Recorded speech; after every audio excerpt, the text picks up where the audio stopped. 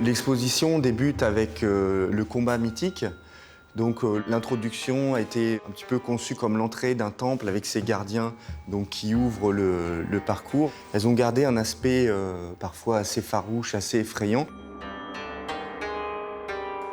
Cette première partie sur le combat mythique évoque ensuite les divinités guerrières dans l'hindouisme, puisque le combat dans les religions indiennes et dans les arts indiens possède plusieurs niveaux de sens. Bien sûr, il évoque le rapport étroit que les arts ont entretenu avec les élites militaires qui les ont patronnées.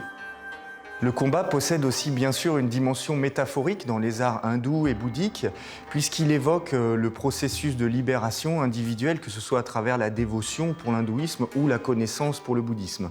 Le combat mythologique est évoqué à travers notamment le récit du Ramayana et aussi le récit du Mahabharata, donc qui sont les deux grandes épopées indiennes et qui mettent en scène les batailles divines à travers les incarnations de Vishnu, donc les avatars de Vishnu lorsqu'il vient combattre des démons pour restaurer l'ordre cosmique divin.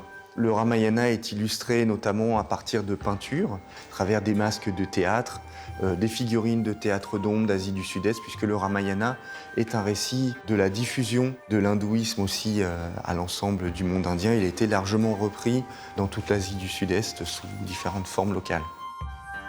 Le voyage vers l'Ouest fait la transition avec la deuxième partie de l'exposition sur les arts martiaux chinois.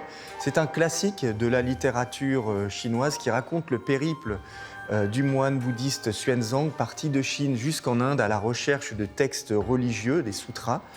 Et sur son chemin, donc, Xuanzang rencontre des démons, dont le principal est Sun Wukong, donc le roi singe, et qui deviendra aussi une divinité tutélaire pour un grand nombre d'écoles martiales chinoises.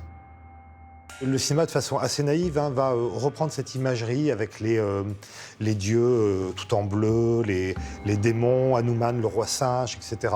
C'est des films qui sont intéressants puisqu'ils sont en prise directe avec l'âme du peuple. Les acteurs sont vénérés comme des dieux. Il y a quelque chose qui est à la fois naïf et extrêmement sincère dans le rapport aux images.